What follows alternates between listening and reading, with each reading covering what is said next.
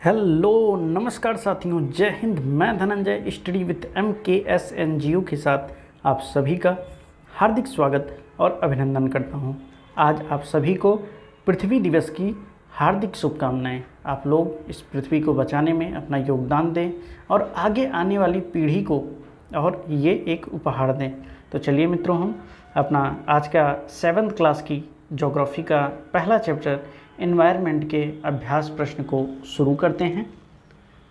मित्रों, कहा गया है कि अपने आसपास के स्थल को देखिए और अपने पड़ोस में भूमि का उपयोग किस किस प्रकार हो रहा है उसकी एक सूची बनाइए। तो इसका उत्तर है मित्रों, जैसे खेती हो गया, सड़कें हैं, औद्योगिक क्षेत्र के रूप में हम भूमि का उपयोग कर रहे हैं, दुकानें हैं, इंस्टीट्यूशन हैं, रेजिडेंशियल बिल्डिंग हैं, तो इत्यादि इस प्रकार जो है हम अपने आसपास की भूमि का हम उपयोग करते हैं। तो आइए आगे बढ़ते हैं मित्रों। अगला क्वेश्चन है, अपने घर एवं स्कूल में आप जो पानी का उपयोग करते हैं वो कहाँ से आता है?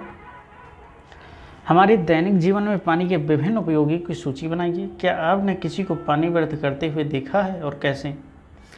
तो मित्रों, हम जो पानी अपने घर एवं स्कूल में उपयोग करते हैं वह दिल्ली जल बोर्ड से आता है। तो यहाँ तो दिल्ली जल बोर्ड लिखा है, लेकिन आप जहाँ भी होंगे, अब जैसे मैं अयोध्या रहता हूँ तो यहाँ का पानी अयोध्या जो हमारा निगम है, अयोध्या जल बोर्ड है, इससे आता होगा। और जो आगे होंगे, जो जहाँ का होगा उसके बोर्ड से आता होगा। तो ये पुस्तक जो छपी है NCERT ये दिल्ली में छपी है, इसलिए यहाँ दिल्ली लिखा है। तो आइए हम पढ़ते हैं इसके पानी के उपयोग की सूची। तो पानी पीने में, धुलाई करने के लिए, सफाई करने के लिए, भोजन तैयार करने के लिए, नहाने के लिए, सीवर में छोड़ने के लिए इत्यादि के लिए पानी का उपयोग किया जाता है मित्रों। हाँ, मैंने बहुत लोगों को देखा है जो विभिन्न प्रकार से जल को बर्बाद करते हैं। वे जब तक अपने दांतों में ब्रश करते हैं तब तक नल को खुला छोड़ देते हैं। मैंने बहुत से पानी की टंकी भर जाने के बाद पानी छतों से बहता देखा है। प्रत्येक दिन मैंने देखा है कि बहुत से लोग अपनी कार धोते हैं, सड़क को भी जो उनके घर के सामने है उसको भी धोते हैं। सड़क के किनारे लगे नल से पानी बहता रहता है रोड पे, जो सार्वजनिक होता है, लेकिन उसे कोई बंद नहीं करता है। इस प्रकार हमारे जल की बहुत बड़ी मात्रा में बर्बादी हो रही मित्रों। आइए हम आगे बढ़ते हैं अगले प्रश्न पर। स्कूल जाते समय आसमान को देखें और ध्यान दें कि दिन कैसा है, वर्षा हो रही है कि आसमान बादल छाए हैं या तेज़ धूप है या कोहरा है। मित्रों, इसका उत्तर है कि दिन बदली वाला है, या तो बहुत अच्छा काले बादल छाकर वर्षा के आने की सूचना देते हैं। अब मौसम ठंडा और आरामदायक है क्योंकि तापमान में गिरावट आई है। ये क्वेश्चंस वो पुस्तक के हैं जो डिब्बे में दिए रहते हैं, उसी के क्वेश्चन से आंसर है मित्रों। ये अपने पड़ोस के किसी बुजुर्ग व्यक्ति से बात करें और निम्न जानकारी प्राप्त करें। नंबर 1, जब वे आपकी उम्र के थे तो तब आसपास कैसे पेड़ थे? उस समय के घर के अंदर खेले जाने वाले खेल कौन से थे?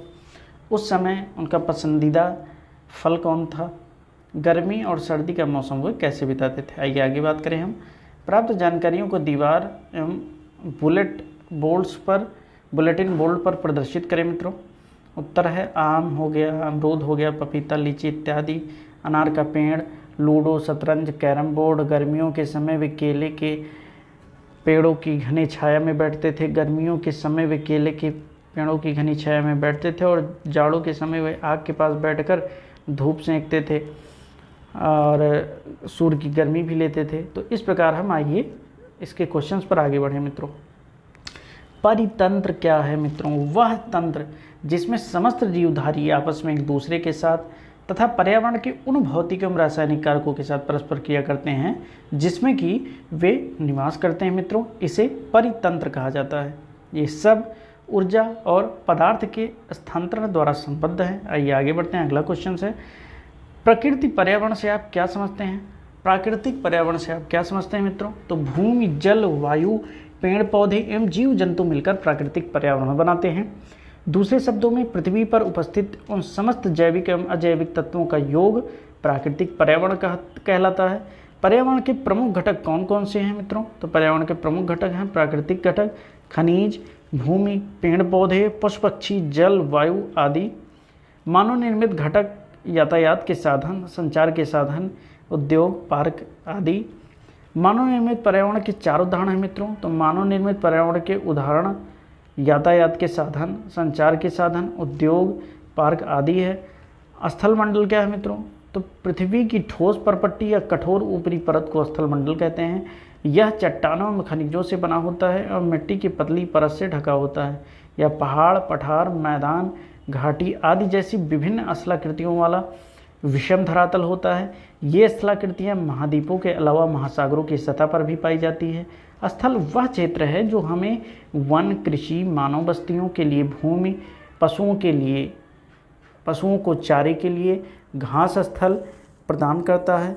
यह खनिज संपदा का एक स्रोत भी है मित्रों। आइए हम आगे बढ़ते हैं। जीवीय पर्यावरण के दो प्रमुख घटक क्या क्या हैं? तो जीवीय पर्यावरण के प्रमुख दो घटक पेड़ पौधे, पशु पक्षी।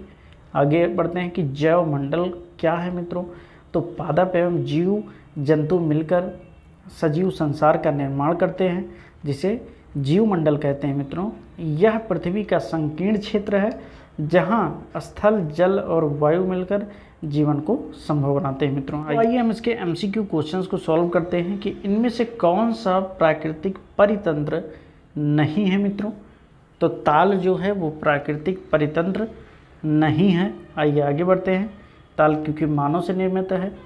इनमें से कौन सा मानवीय पर्यावरण की घटक नहीं है मित्रों? तो स्थल जो है, जैसे कोई स्थल बनाया गया है, कोई स्थल है तो स्थल जो है मानवीय पर्यावरण की घटक नहीं है मित्रों। कौन सा मानव निर्मित पर्यावरण है मित्रों? तो सड़क जो है वो मानव निर्मित पर्यावरण है। इसका उत्तर होगा 3 सड़क। इनमें से कौन सा पर्यावरण के लिए खतरा है मित्रों? तो जनसंख्या वृद्धि यानी 2 ये पर्यावरण के लिए खतरा है। आइए हम स्तंभों को मिलाएं मित्रों। तो जो का है लिखा है जैव मंडल, इसका आंसर होगा चौथा, वह संकीर्ण क्षेत्र जहां स्थल, जल एवं वायु परस्पर क्रिया करते हैं। नंबर दूसरा खा है वायुमंडल। तो वायुमंडल मित्रों इसका उत्तर होगा पहला, पृथ्वी को घेरने वाली वायु की चादर। गा होगा जलमंडल, तो मित्रों जलीय क्षेत्र। घा है पर्यावरण, तो इसका उत्तर है तीसरा, हमारे आसपास का क्षेत्र मित्रों। तो आइए हम आगे बढ़ते हैं। कारण बताइए। मानव अपने पर्यावरण में परिवर्तन करता है। मानव अपने उत्तर है मित्रों, मानव अपने पर्यावरण में के साथ पारस्परिक क्रिया करता है, उसमें अपनी आवश्यकता के अनुसार परिवर्तन करता है। वह अपनी आवश्यकता के लिए फसल उगाता है, पशुओं को पालता है, वस्तुओं को निर्मित करने के उद्योगों की स्थापना करता है, आवागमन के लिए यातायात के साधनों का निर्माण करता है, नदियों पर बांध बनाकर बाढ़ का नियंत्रण और सिंचाई का प्रबंध करता है मित्रों। ये सभी मनुष्य को पर्यावरण से प्राप्त नहीं होता, बल्कि वह पर्यावरण में बदलाव करके प्राप्त होता है मित्रों। आइए हम आगे बढ़ते हैं। पौधे एवं जीव जंतु एक दूसरे पर आश्रित हैं। सभी पेड़ पौधे, जीव जंतु एवं मानव अपने आसपास के पर्यावरण पर आश्रित होते हैं।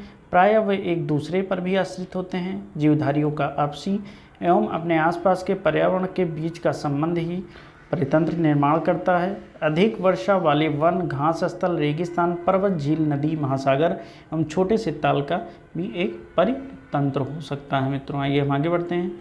अब इसमें दिया गया है कि क्रियाकलाप द्वारा एक आदर्श पर्यावरण की कल्पना कीजिए जिसमें आप रहना चाहेंगे। अपने इस आदर्श पर्यावरण का चित्र बनाइए। तो इसको बच्चे ये देखिए बनाया भी गया है, इस प्रकार बनाना है। तो आइए हम मित्रों, इसी के साथ हमारा ये चैप्टर जो है यहीं पर समाप्त होता है। मिलते हैं मित्रों नेक्स्ट डे अगले चैप्टर के साथ नेक्स्ट वीडियो में। तब तक के लिए जय हिंद, जय भारत, वंदे मातरम। नमस्कार मित्रों।